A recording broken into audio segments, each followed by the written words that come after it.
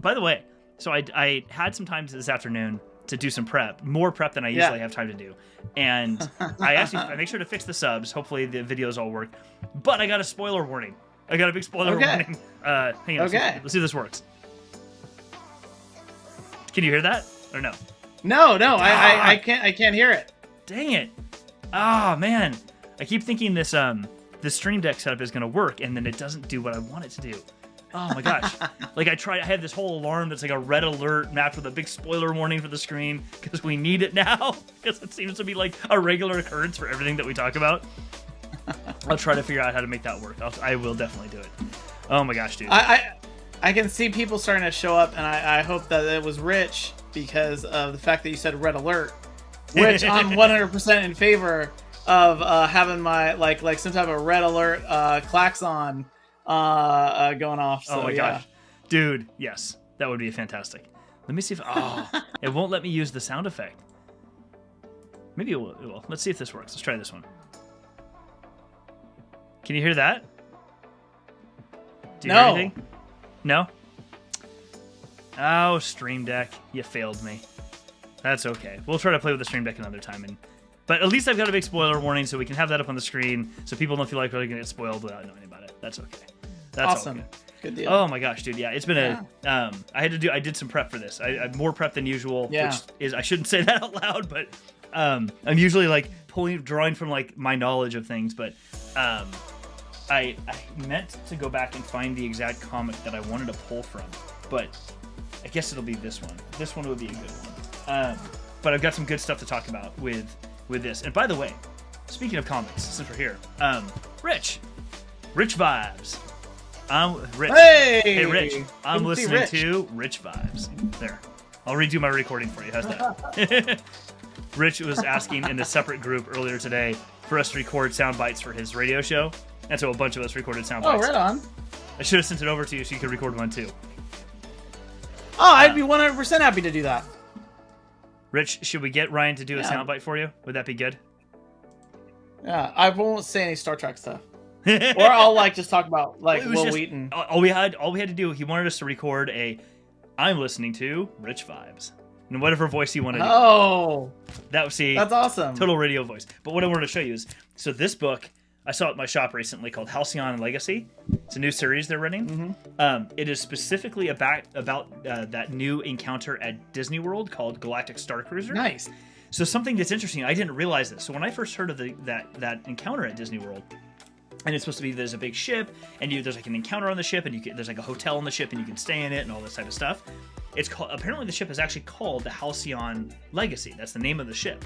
Oh, and what's interesting, I didn't know, is in Star Wars: The High Republic, in the here at the very end of this first year, one of the things that they do is there is the what's it called? Starlight Beacon, which is this big space station that's built. It's one of the big great works of the galaxy, and they tow it. The Republic Senate has it towed from where it was stationed around in orbit around a planet to another planet as a way to build relations with the people on that planet, offer help to the Outer Rim, and all this type of stuff.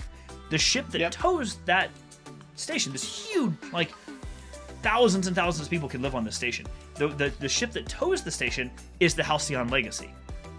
So it's this ship. Oh, wow. So this ship tows Starlight Beacon from one planet to another planet, and it also happens to be the ship that is featured at Disney World. So I'm like, that's pretty. I haven't got a chance to read the whole book yet, but I'm like, that's pretty legit. Like this whole like Star Wars: The High Republic and other stuff is all kind of coming back together again with other encounters in real life, which really makes me think like, when are you going to put some of this either into animated or live action? Because I want to see this in live action for sure.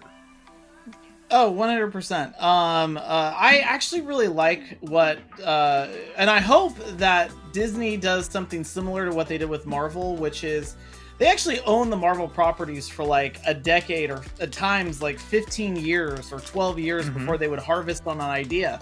And I was talking about this with my own kids because they were like, oh, like, talk to me about Captain Marvel. Like, what was Captain Marvel like when you were a kid? Like, what were those comic books like? And I was like, oh, they were totally different because that was Ms. Marvel.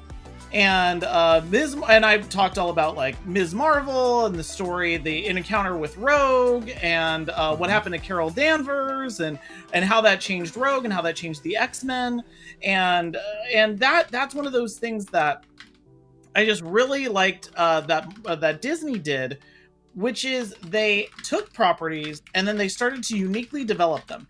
They created Captain Marvel, they created Kamala Khan, they added a little bit more on the Winter Soldier, they added more on Black Panther, and a little bit different continuity. Like Black Panther actually has like a crazy big history, and was married to Storm for a little while. Spoilers, but I love that they like developed those properties, and then 10 years later or 12 years later, we can see the shows and the events and all these things, like even what is obviously the setup for what I believe is Young Avengers. Yes. They're obviously getting ready for Young Avengers, and they've taken like the best bits of what is historically been West Coast Avengers, and mix that in with Young Avengers, mix that in with a lot of new stuff that's been coming out since Disney purchased the Marvel properties.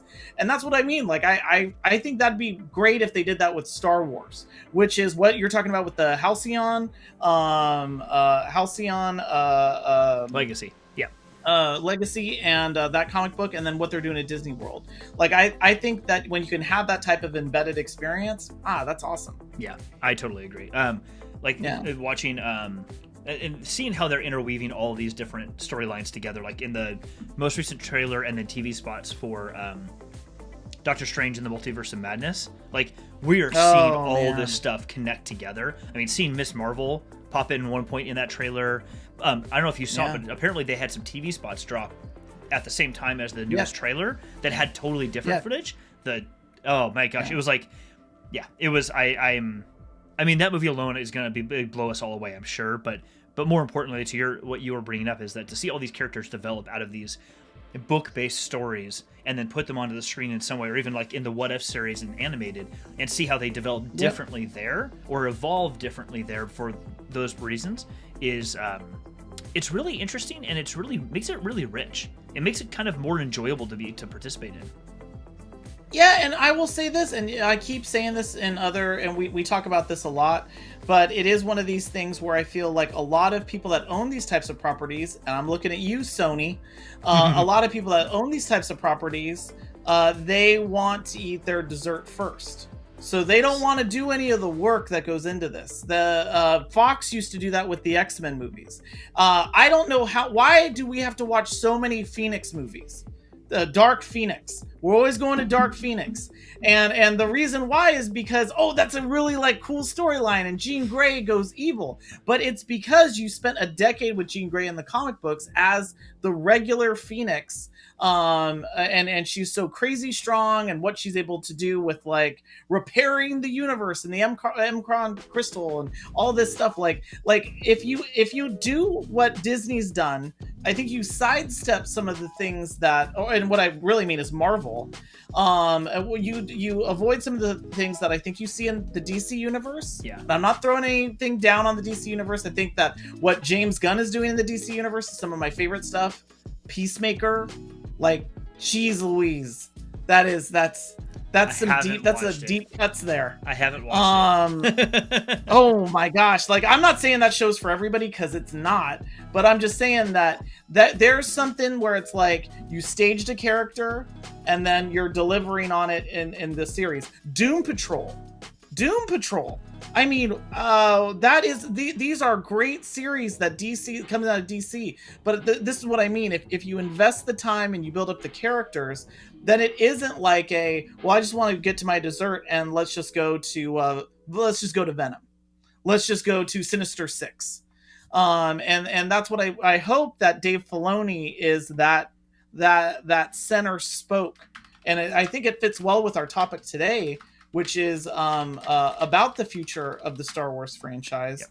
And I hope that Dave Filoni is that center spoke, man, that can like lock all this together. I totally agree. Shall we jump into it? Let's do it.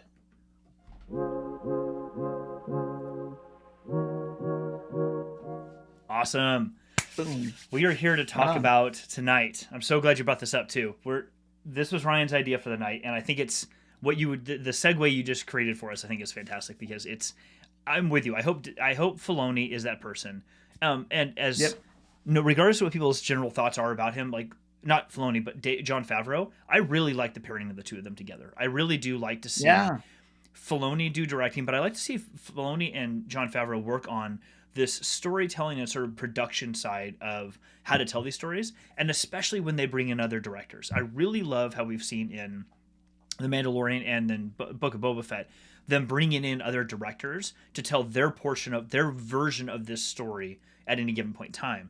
And that's not exactly what our topic is tonight, but I know we all want to dive into that a bit more because I as we saw with like Bryce Dallas Howard, and I'm blanking on the other directors' names, but I'll have to go look them up. But as we saw with each of them in The Mandalorian, what the impact that they have on each of these stories when they get put out there, I think can go far beyond single episodes or a couple episodes within a TV show, and put it into a movie, put it into a miniseries, put it into other formats as well. Because like even animated, bring a Bryce Dallas Howard or somebody else in to help direct an animated version of something that you're going to do, because it's just storytelling. The medium that you put it in is you're still directing actors and what they're doing. That just happens to be an animated series.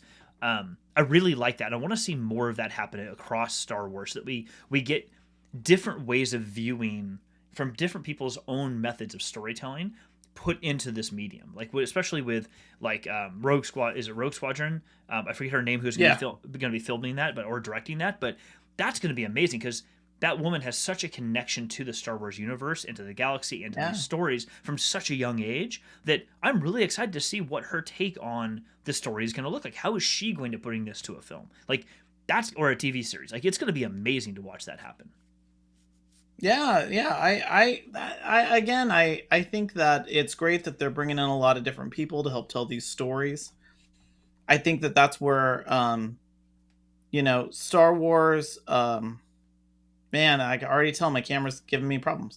Star Wars is, so I read this once and I think it's great.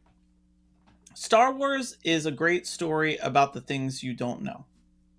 That Star Wars is like a magic act, and it's all in the things that you're trying to, it's all in the things you're not showing. That's where the magic exists. It's all of the showmanship. And it's funny because you go and watch Star Wars, the original Star Wars, and you don't think twice about a character who's lying to you or lying to another character. You don't think about how, well, maybe Luke's dad isn't his dad. You don't think about any of that stuff. And it's because it's a slow burn. It's a slow reveal for a lot of things. And those reveals were done by different writers and different directors who stepped in. Like when Irvin Kershner came in, and I know we've talked about this in the past about Empire Strikes Back. Irvin Kershner's known for like The Big Chill. Like that's not a space opera. He's known for like, he's bringing in a lot of ideas, but the thing he brings in most is it's characters. It's characters that are able to engage with each other. And so he makes Empire Strikes Back a really character-driven story. Kasdan comes in and he's writing the script versus George Lucas, who's just providing the story. And then you get into the next level and the next level, and these new voices, whether it's of course I'm blanking on the other individuals who I know of Richard Marquand, who was the director for Jedi, but he's also a very different kind of director, and George Lucas did a lot of second unit production. But it's that by bringing in these different people to help tell this story, I think it really worked. And I think it's a great example of when you hold on to these stories a little bit too much, you have a couple of missteps like the prequels. George Lucas wrote and directed episodes 1 and 2 and wrote and directed episodes 1 and 3 and then co-wrote number 2. And I really think that there is so much great talent, as you've pointed out, that Disney's bringing in. And man, I mean, episodes 5 and 6 of of the Book of Boba Fett. Oh my gosh, those were great. Right. So great. Yeah, absolutely. Yeah. I'm excited to see how that plays out. So why don't we dive into a bit of you brought up this idea for the topic tonight, and I love it. I wrote a few notes down myself, but I wanted to give you a chance to kind of open it up for us, because you had some kind of thoughts behind what this could really mean, not just in like a metaphorical sense, but in a practical sense as well. Yeah, and I'll just start with the practical. The hardest part with, I think, any type of franchise is like, well, where do you develop? And I was sitting here when we were talking about what topics could come to, we could talk about. All I kept thinking of was about, and Rich, by the way, you're going to love this. All I kept thinking of was how there are these lost parts of franchises that are great to explore. Sometimes they're overexplored. Sometimes you'll go into something like a prequel to something that nobody's asking for. It's like, it's like, oh, who was Mary Poppins before she was Mary Poppins? Like, no one's really asking. That doesn't matter. We don't need to know this. But in Star Trek, there's this really great period of time called the Lost Era. And it's this time where the original series, it's basically at the start of the 24th century, and it runs until the start of the Next Generation. And so it's like an 80-year gap where you only know things that have been brought up, but you don't even know what they're about. So you don't know things like the Toomed incident. You know it existed. You know it involved the Romulans, but you don't know what it's about. And so then there's all of this lore, and it's almost like a cherished part of the lore, and it just and it's almost a thing that's begging for someone to come in. And tons of novels have been written in this space, and it's all because people want that part of the mythology built out, like add to the legendarium. What is really happening here? You see Lord of the Rings, the new Lord of the Rings series. It's focused on the Second Age, not the First Age, which is the Silmarillion, not the Third Age, which is the War of the Ring. Instead, they're focusing in on the fall of Numenor and the Rings of Power, the rise of Sauron in Middle Earth, the fall, the fall of man, and then the Dunedain. I mean, this is going to be an amazing story because it's Anatar, it's not bringer told of gifts. that much. Yes. Yeah, and so that's why I thought maybe its Star Wars future is in its past. That I don't know if we need to explore this space after the rise of Skywalker, but rather these lost generation areas that we have that are currently being filled by The Mandalorian, that are currently being filled by the Book of Boba Fett. That I think there's so much that's there between the end of Jedi and the rise of the First Order. Look at all of these things that are happening here. It's just great to even see the minutia, like understanding why bounty hunters exist. Like there's no galactic police force outside of the Jedi. So if you want to be able to hunt someone down, you just basically put out these bounties, and it's like the Wild West out there. And likewise, the other lost generation, again in its past, is that space between Episode 3 and A New Hope. Which we've already seen explored a lot. You see Rebels, you see Rogue One, Solo, soon to come out on May 25th, which I think is 99 days away. Obi-Wan. I think the best future for this right now, and the fact that you've got actors that are appropriately aging into the roles, the Cassian Andor show. I think this is the best place for them to grow. Yeah, we've got two specifically for Obi-Wan, which is amazing. We've got 2 books coming out soon about Obi-Wan as well. One of them is called I think it's called Brotherhood, which is Obi-Wan and Anakin. I forget exactly when it takes place, but Anakin is probably a teenager, so it's pre-Clone Wars. And Master and Apprentice, essentially. But rather than the Master and Apprentice of Obi-Wan and Qui-Gon, it's Obi-Wan and Anakin. But when they're younger, like Anakin's in his youth.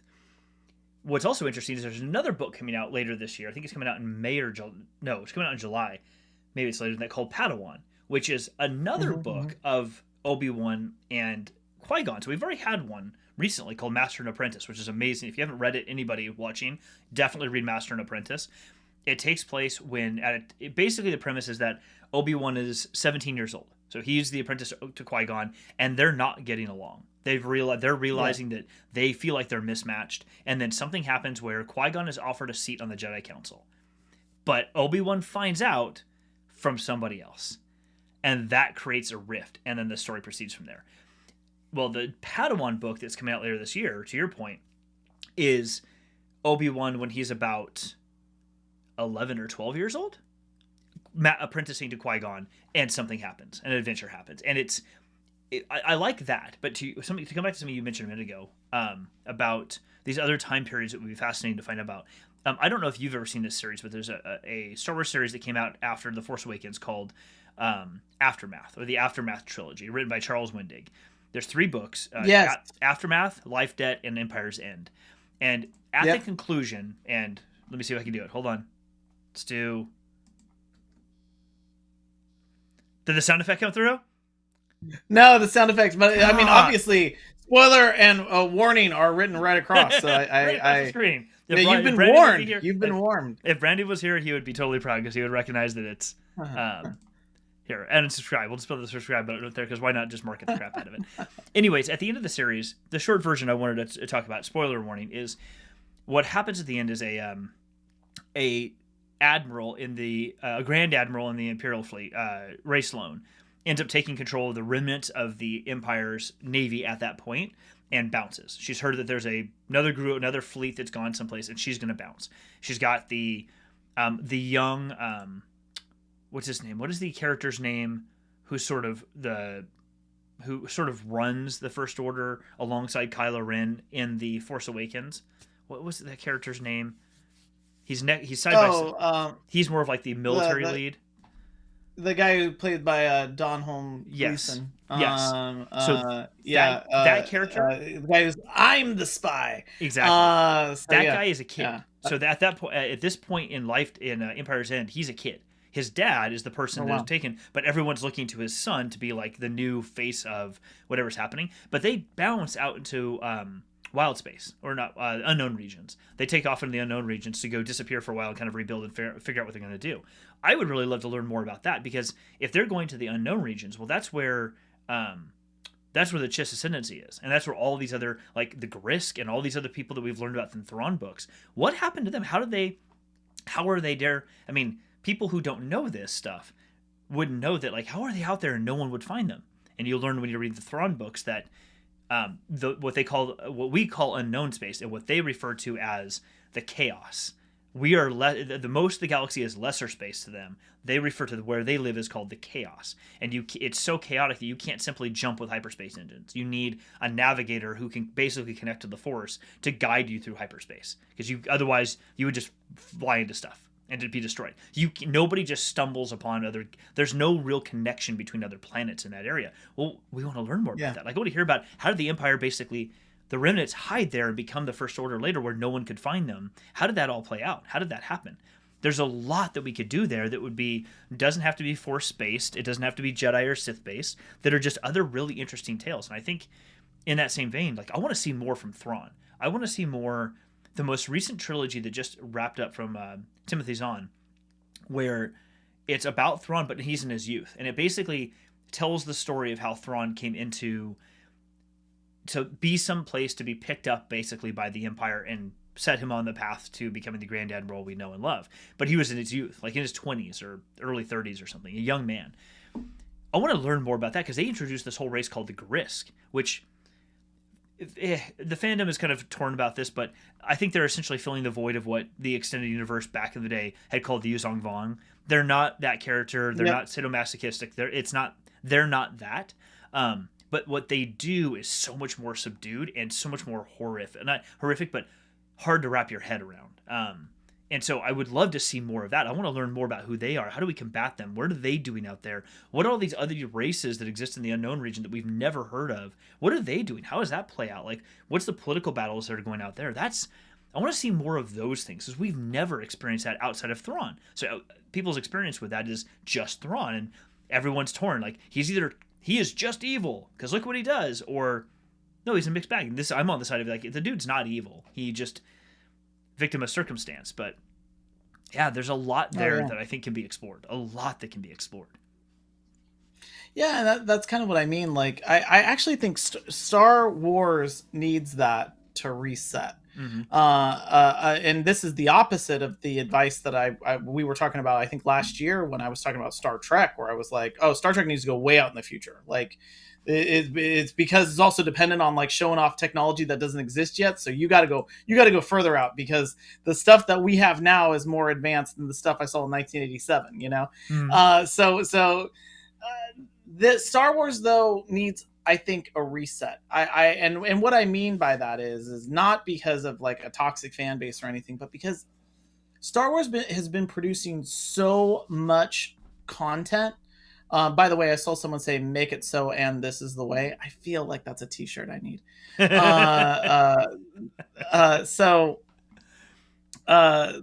thing that I want to say is that, like, Star Wars needs to get back to its soul, I guess. Like, and I don't mean that somehow the series and all the movies have gotten away from it. I actually mean that Star Wars is a really simple tale, and I think you're constantly having to reintroduce generations to people and to make these stories relevant.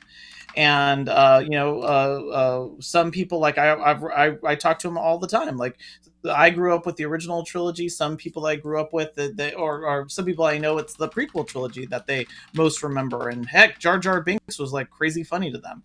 But the thing that I think can be harvested here is we all care about a certain number of characters that we'd love to see more of. That's why I'm so excited about the Obi-Wan show. I'm so excited that Hayden Christensen and Ewan McGregor are going to be in that show. And that we'll be able to like be with them on some new adventures again. It's like visiting with old friends. Like, I'm really excited about that. If anything, I would say, like, mine those caves, because there's just like so much gold there. There's so many great stories that can be told in the time between the fall of the Republic and the rise of the Empire, and the fall of the Empire and the rise of the First Order. There's so much that can be told there. There's so many great stories that can be that you can get into. So many amazing locations, like that Halo place that was in the Book of Boba Fett. Oh my gosh, like that felt. Even though I know, like, my first thought was like, oh wow, like, is Master Chief going to be there? That felt very Star Wars. That was like, oh, even like the way that the camera panned over it, the way that it looked like a miniature, that was great. But I would just advise not as much content.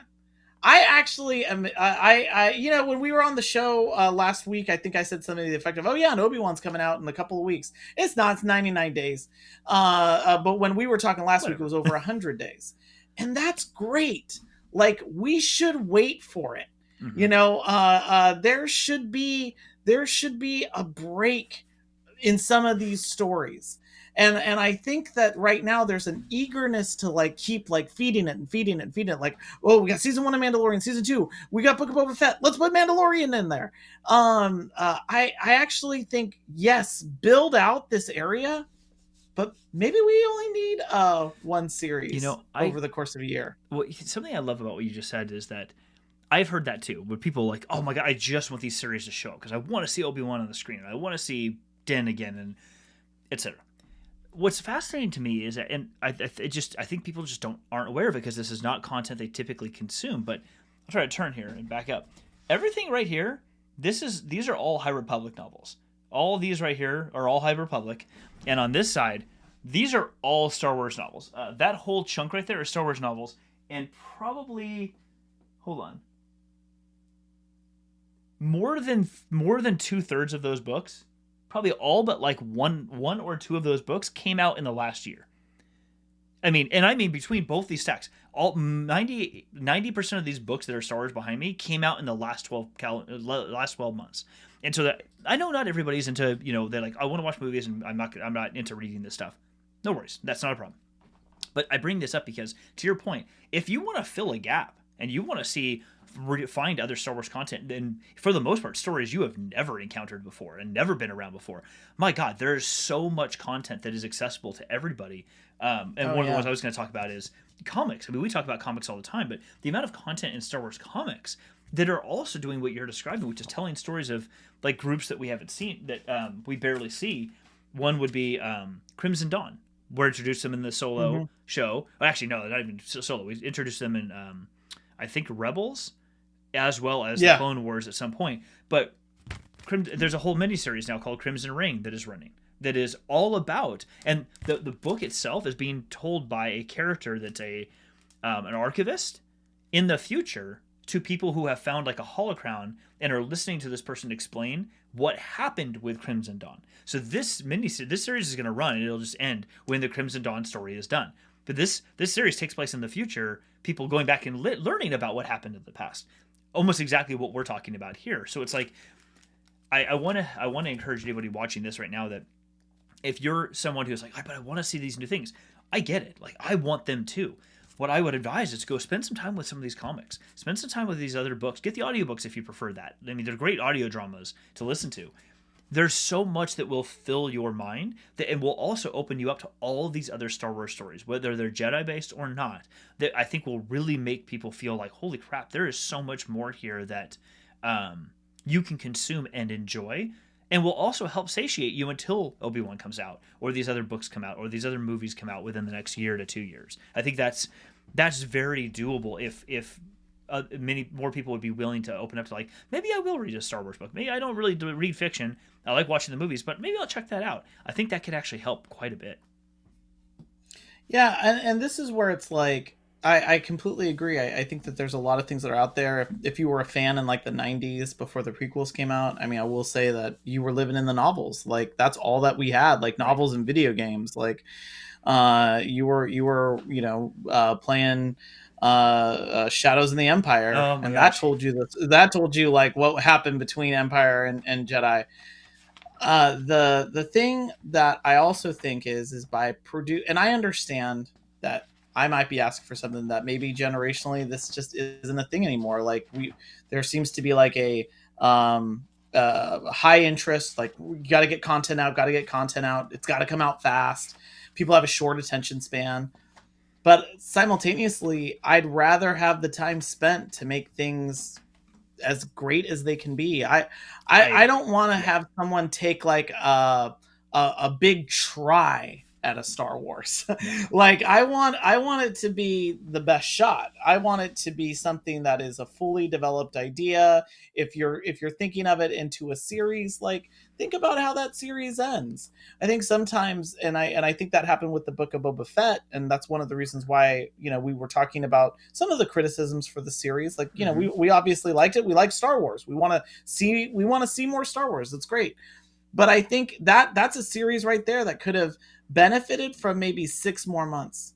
Like, 6 months of saying, maybe we don't have the right narrative structure to this. Maybe we watch this end to end.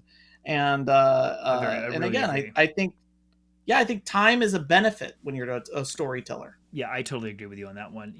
We've also talked a lot about the sequel trilogy, and we don't have to pick apart that or go like rehash our previous discussions about like what we like or don't like about the sequel trilogy. But the reason I call it out is you and I have both agreed several times that we personally would have loved to see Last Jedi be the end of it, not even a trilogy, just a duology, and be done. Great. You can end it right there. But I bring it back. I bring that example back up because, to your point, if whoever wanted to get new Star Wars sequel trilogy out had just said, maybe let's just hang on a sec.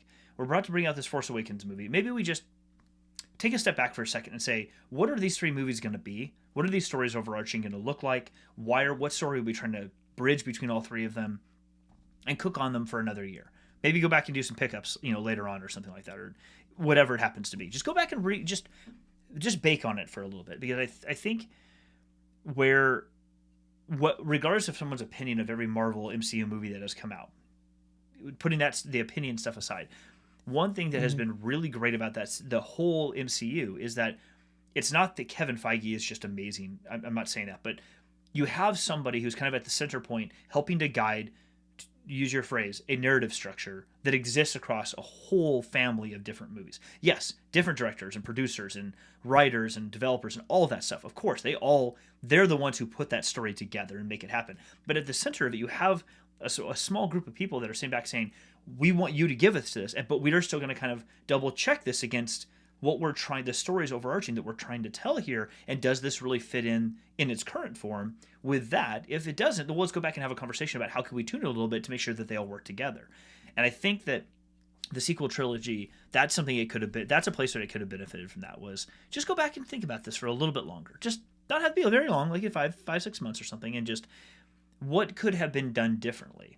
I love the movies. Anybody out there, and I don't care what part of the fandom hears it, like, I love The Last Jedi. It's one of my favorite movies. I absolutely love it. It ends perfectly. It's just a beautiful movie. I know there's a lot of controversy about that, but I think that if all three of them had been looked at just a little differently, you could have taken an Adam Grant phrase to think again, or just rethink them for a moment or two and just say, is there anything here that maybe we could have tuned up a little bit or just tweaked a little bit?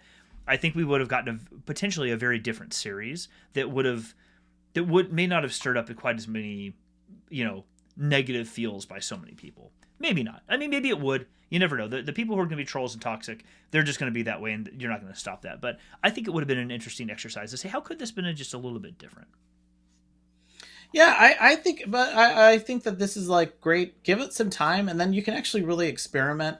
Like, there was the Star Wars Visions, which we haven't really been able to talk that much about.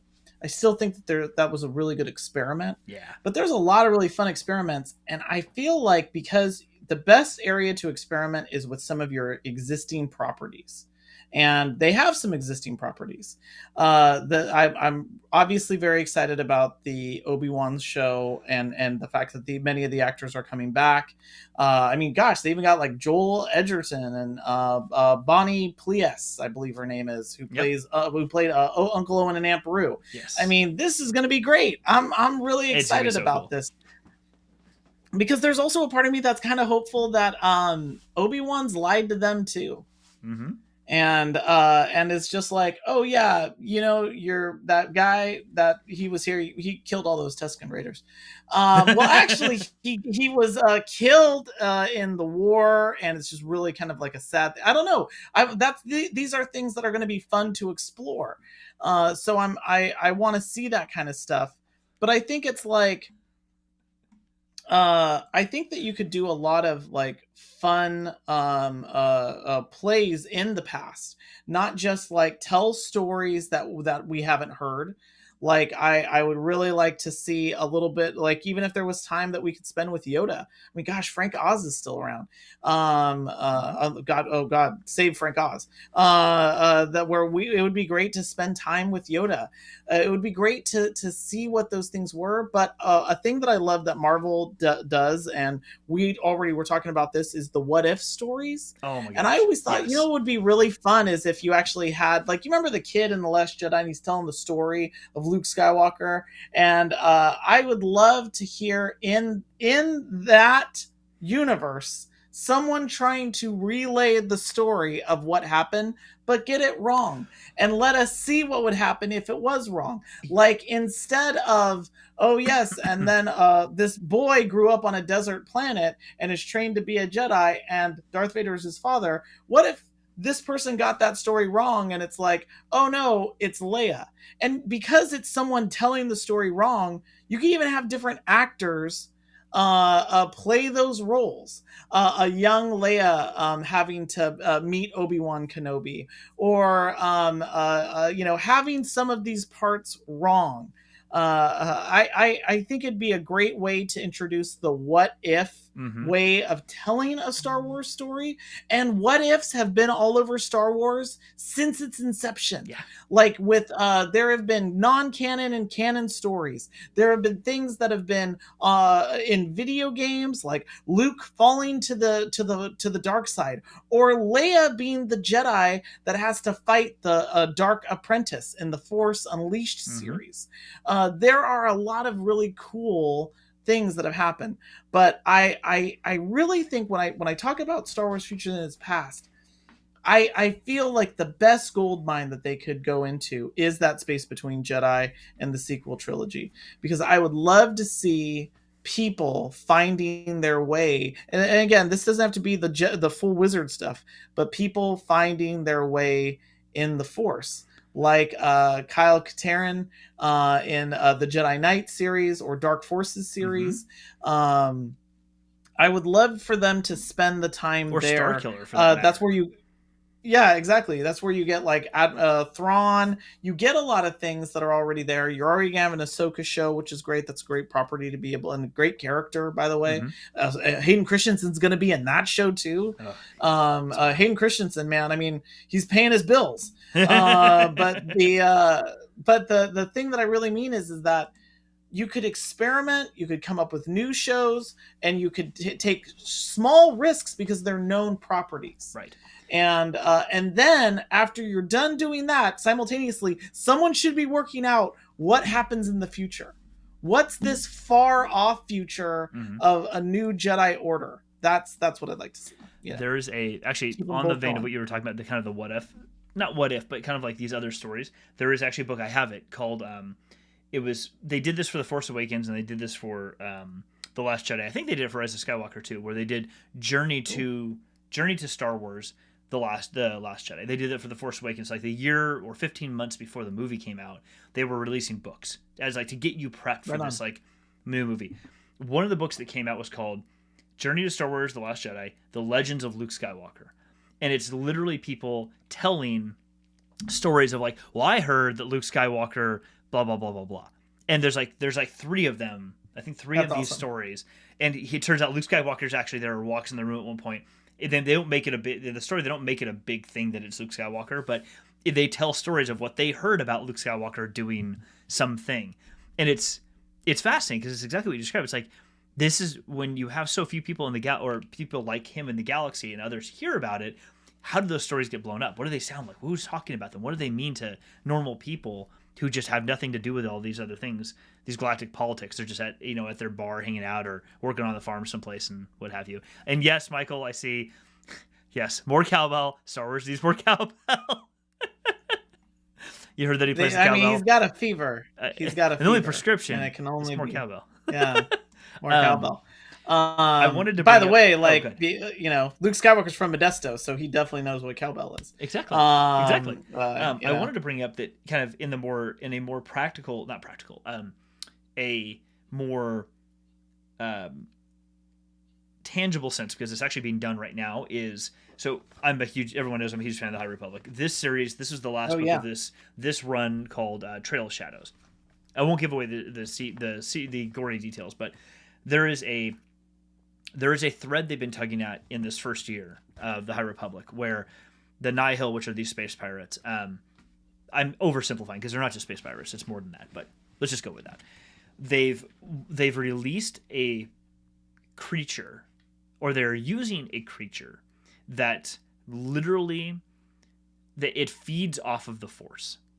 It's a physical creature that feeds off of the Force. We don't see it. You actually get a peek of it in here. I don't really want to spoil that for people, but what's interesting is that thinking of the past, like in a very literal sense, the High Republic takes place about 200 years or so before the Phantom Menace.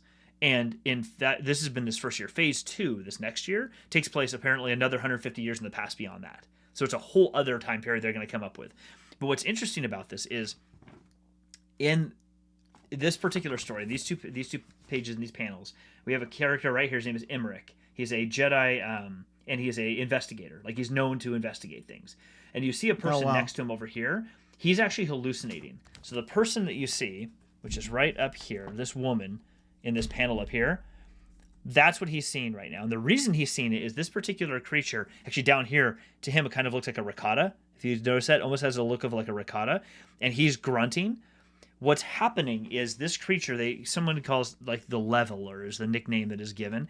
It brings out all the most core and fundamental fears of a Jedi or a Force user, of anybody. Any being that is connected to the Force, this is what happens. And they start like a fear that is so crippling that it causes them to fall on the ground in most cases and curl up into a ball, and they feel like they're melting to the floor. They're in so much fundamental fear, and then it literally just turns them into like a pile of dust because it sucks the life force out of them and turns into a pile of dust. But the reason I bring this up is not because of the practical, like, oh wow, it kills Jedi.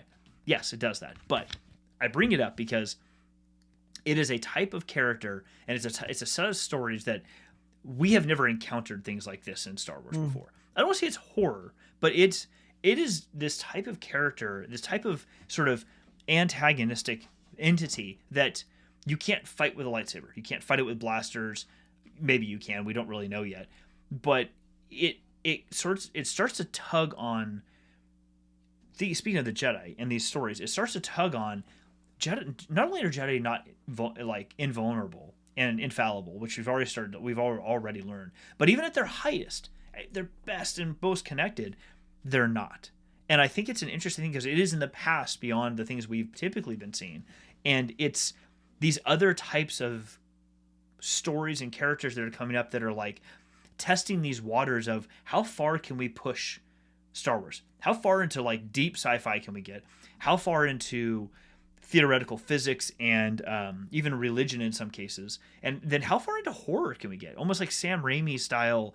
How far into this can we get before we're like, maybe we need to pull back a little bit? They're really dipping into these things here. And it's from the literal past, like the literal past from what we're so used to in Star Wars. And I find that as like another avenue, what you've already described, and then another avenue, which is how can we get more into this stuff? And maybe it never, for years, doesn't need to be a miniseries. Maybe it doesn't need to be animated. Maybe it doesn't need to be a movie. It can just stay in print form. How do we get more into the literal past in Star Wars, hundreds of years and beyond? I don't mean go back to the Old Republic because there's too much. I think there's just too much emotion connected to the Old Republic for now. Maybe some point, but I think it's just there's too much fandom stuff that's connected to that. I like the idea of this because it gives these authors a chance to bring out stories and emotions that are almost George R.R. Martin-esque, where like you're going to lose your darlings and it's going to happen fast and happen all the time. Like you can't stay connected to any of these characters because wherever the story needs to go is where it's going to go. We've already lost so many characters that we loved in the first year. Like Lord Eddard Stark has died basically 9 times over in this first year. Like characters that we loved that much. You're like, wait, what? No, how, what? But it's great because it's testing the waters of what Star Wars I think can become. The things you describe are great because they give us, we want to learn more about these people we already knew and we thought we knew. Mm-hmm. I don't think we really understood who Boba Fett's a great example. We never really knew who Boba Fett was. I love that. We should learn more about this character and spend more time with him. We don't have to keep trying to come up with brand new stories. Spend time with the people we already have. And then also explore these time periods that we've never explored before. And what did it look like back then? How did that play out? What were the people in the galaxy like? What are their stories? I don't know. I feel like you're absolutely right, and I think that, man, like I'm about to like pitch an idea that I'm 100 Disney. You can take this. I think you're hitting on something because I feel like what you're also talking about is, and this could also meet the need of like, oh, we need new content. Well, why not do like little an anthology series that follows a threaded item that goes through time, and you can have like a horror episode, or you could have like a very like hilarious comedic episode. And the first thing that I thought of was, oh yeah, the Luke's lightsaber. How did you get his lightsaber? That's a story for another time. I'd love to see a 9-episode series of like that lightsaber changing hands until it ends up in a box that just is inside of Maz Kanata's like basement. That. It's actually really funny that you bring up this idea because there is a book. It's a little different than you're describing, but it is very much in the same lines. I think I have it in. They're stealing my ideas. They are. Even though I gave it to them. See, they're stealing all my ideas. Exactly. That's exactly what happened. It's called. I didn't know about it until recently. Someone told me about it. It's called Star Wars Pirate's Price. Here, let me try to pause it. I don't know if you'll be able to see that or not. It's called. It's really not good. It's called Pirate's Price. It's narrated by Hondo Ohnaka. I love Hondo. Oh, right on. And it's about it's him telling 3 stories about how he how he acquired the Millennium Falcon. So how he has the Millennium Falcon at this point. You see Han and Chewie are in the picture, but it's great because it's at 3 different points in time. Now, it's not exactly what you're describing. I would love to see what you're describing, like Luke's lightsaber or something else along those lines, where you're like, and you almost see like a scuffle is happening and the lightsaber gets dropped and someone randomly picks it up, like one of those cartoons where like the baseball rolls down the street, gets knocked down, then a car bumps it, and then it rolls into a gutter, washes the ocean, then someone picks it up, like that sort of thing, but taking place over a mini series over the course of like 8 episodes, where like, how did it keep changing hands to this other person over some period of time? That would be amazing to watch. Like how did it end up in Maz Kanata's box in her temple, her castle on Takodana? Like, wait, what? How did you get this? Who are you? And how did anybody even know who you were? Like, that would be fascinating. Totally. And I think what's fun about it is that you could do anthology. You can like have like crazy, like you could do a real horror. Like you can do like a horror episode, and it's like, that's the thing. It's like, yeah, let's examine that. I love how Michael pointed out that the character you were showing before looks like something went wrong with Jabba the Hutt. Actually, I thought it reminded me of the Brood from X-Men. Like right when I saw that, I was like, oh, that looks like a Brood. That's crazy. And so, but yeah, I think you could do a lot of things. I also think it, because I like your idea really like started getting my wheels turning here, and I started thinking, oh yeah, like you could follow anything. You could follow the prophecy of the one who's going to balance the Force and how it's being told incorrectly over time. You could do. I also think though that you're hitting on something where you could bring back the most irrelevant of side characters who are trying to tell what happened at a thing that we all saw. So it's Max Rebo talking about how Jabba's sail barge explodes. And, he's like, and this guy is crazy. I mean, he goes bananas. And we're all inside of the ship, and we hear him yell, "Get the gun pointed at the deck." And we're like, get out of here. He's in a bar later on having a drink, and everyone's sitting around is like, okay, Max, I think you've had about enough there, buddy. What happened? Yeah. What happened, Max? And he's like, you guys won't even believe it. Dude, you don't even know, man. Yeah. You don't even know. Yeah. We were all having a great time, and like all of the characterizations wrong. There's like, this little droid cruising around with a bar in his head. He was fantastic. I was getting drinks. I mean, what's the deal? Oh no, totally. I'd love to see Wicket's version of like what's happening on Endor. And again, I feel like you could. I'm sorry, but I feel like those movies have already been done. I'm sorry, but I feel like this movie. I don't know, man. I don't know, but I'm telling you, I feel like this is what I mean by fewer things and fun. And this gets to the question that Michael's asking in the chat here, which is, do you think all of these new writings have been around for a while? They've been holding them back, or do you think they just came up with them? I think some of them, they actually have had I feel like they've had some properties that they know of that they're like, oh, we could play with this. Like we can do stuff with this, like Thrawn, like we can do that. Ahsoka, we could work on that. But I think some of this stuff, I really do think it's people inside of Disney that are being hired to work inside of a writer's room. And I think some of these ideas are fully realized from end to end, which is The Mandalorian season 1. End to end, you can tell that is a fully realized idea. They knew where they were going, they knew what they wanted to do, and they knew how it was going to end. Whereas I feel like Boba Fett, because he appears in season 2 and they're like, let's push this out. Let's do this. Let's do that. I think that's where it's a little bit disconnected. So I think in some cases they've got it as a fully fledged idea. They know what they're doing. In some cases they're just shooting from the hip. And I think that's how you end up with you're a Palpatine. I think that's where that comes from, is because it's a lot of shooting from the hip. Yeah, I agree. I mean, Michael, to your point, like, exactly what Ryan just said. So many of these new properties, this is, I mean, the whole High Republic thing is a whole example of new content that was created. Matter of fact, fun story. If you follow any of if Project Luminous was the code name for creating the High Republic, and now famously, the authors Daniel Jose Older, Justina Ireland, Charles Soule, Kevin Scott, and I'm blanking on Claudia Gray, and there's one other person, I can't think of his name. Anyway, they got together at Skywalker Ranch and they did this whole summit for like whatever time period it was, and that's how they kicked it off. But right now, it's funny because it was quoted earlier today. They're all in at Disney World in Florida right now, all the authors from Luminous, and they've been doing a writers retreat planning phase 2 and phase 3 of the High Republic for all the new content that will be coming out later on this year or early next year. And there was a tweet from Justine Ireland, one of the writers, and she said, what did she say? We are just someone said, if there was any place I'd like to be this week, it'd be at Disneyland vibing with these authors. And Justina said, to be fair, it's mostly drinking coffee, eating snacks, and plotting how to break hearts. Typical Wednesday stuff. And then Kevin Scott replied to her and said, you say that, but I also bought a hat. Anyway, I thought that was hilarious. But like, so that's an example of like they brought in all these new authors, not new, but they've been writing various properties for years. But they brought these authors. I mean, Claudia Gray's well known in Star Wars writing, but they brought them together to create this brand new set of properties. Yeah, and that's fun. Like I absolutely adore what's happening there.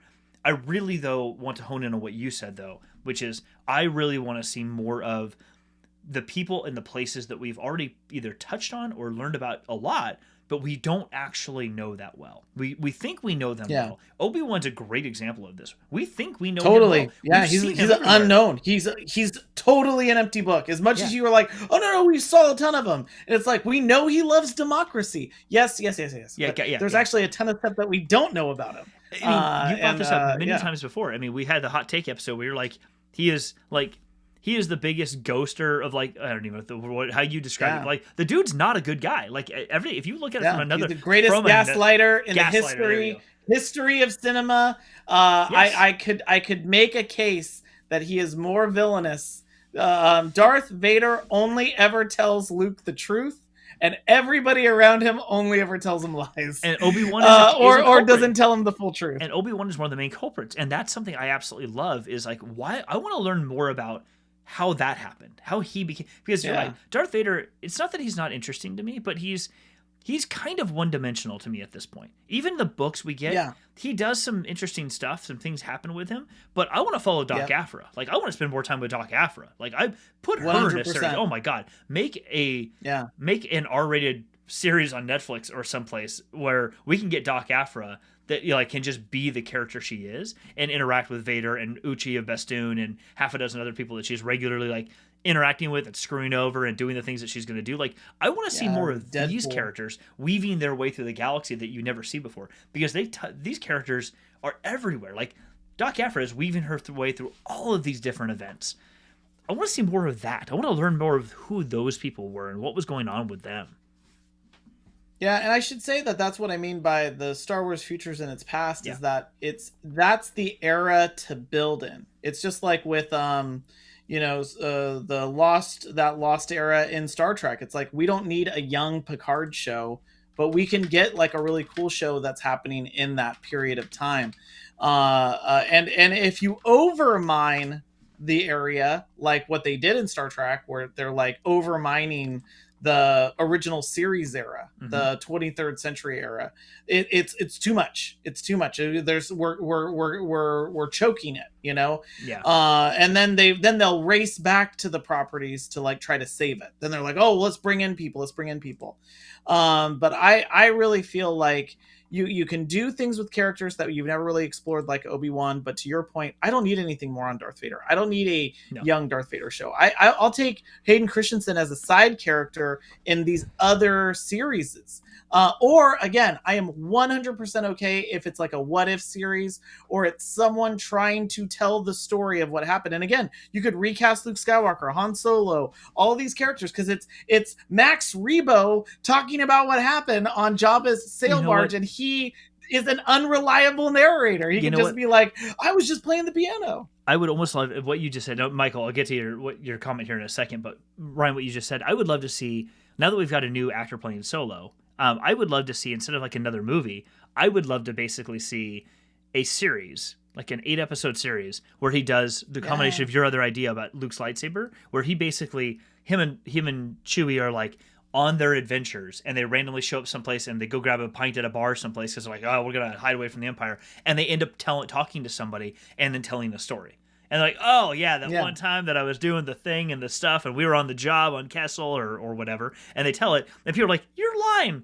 No, I'm not. Yeah. What do you mean? I totally did it in 12 parsecs. Like, and we see that, and then, oh crap, we gotta go, and they bounce, and then the next time we see them, maybe like a week later, or 2 months later, or a year later, at some other thing, and they're coming out of a scuffle or a game, and they sit at a bar or with people, and they tell a story. They're repairing the ship, and someone walks by, and they just end up getting chatting, and you get them telling stories, get Solo telling stories to the audience about things he's encountered, which are embellished, but that makes it fun. That makes it really interesting because you're like hearing it from his perspective. Everything's this way from a certain point of view. Like make it from a certain point of view. Like that would be, to me, that would be that would be a lot of fun. There's your series right there. Yeah. There's our version. There's the Star Wars version of What If. No, from a certain point of view. Yeah, exactly. From a certain point of view. And it's all these what if stories of people talking about how an event went, but they're getting it wrong. And or maybe they're getting it right, and we've always gotten the wrong story of it. Truth's in the eye of the beholder. Exactly, Michael. You're right. I think you are our Padawan for the evening. That's exactly. Yes, yeah, Mike. Yeah, thank you so much for you're asking really good questions. That last one was good. Yeah, that was awesome. What would be? Yeah. Okay, that might be a whole. Let's see here. What direction do you think the storyline would have gone if Obi-Wan had not died? Oh, that's a good question. Originally he wasn't going to die. He was going to live in the original draft of that. He was living, and it's Alec Guinness who was like, "Nope, I do not want to be back in these movies. Kill me off." And then what happened? That actually created the need to make Yoda. Because of that,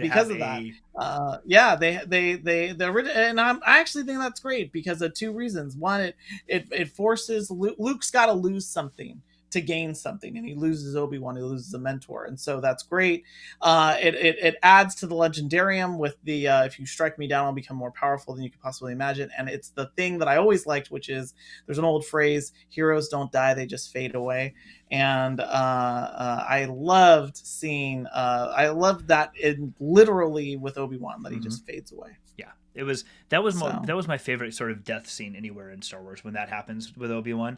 The acceptance and just letting it all go. Like, it was, to your point, like the guy was a gaslighter, but that scene right there was a very redeeming quality, because he's like it redeeming in the sense of this is what the Jedi is supposed to be. Is somebody who realizes not that he's going to be more powerful, but because that was really more of in my mind, really more of a manipulation of Vader, like make him start questioning things that he has never had to question before because he's such an automaton at this point, or behaves that way.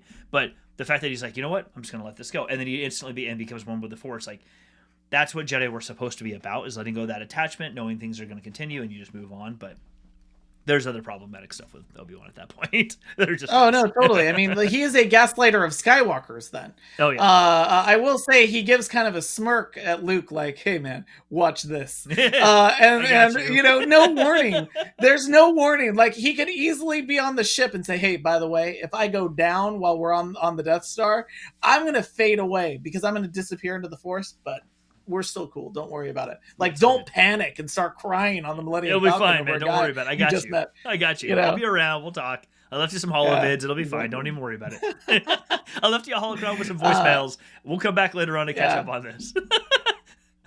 Well, I know that we're over the top of the hour, but I did want to say that I know a lot of people have really enjoyed us coming in and doing reviews of the Book of Boba Fett. It seemed like I know we got a lot of feedback on that. Jeff, I know we're planning on doing that for Obi-Wan, and it'd be great if you have comments. We're happy to also jump in on that on a particular series or Star Wars property. If there's something where it's like, hey, like, we really liked how you guys went in depth on the Book of Boba Fett. If there's something else that you'd like us to do that with, let us know in the comments, because we're happy to come in. And we did, just like with Boba Fett, we're going to do it with Obi-Wan. We're going to watch every episode.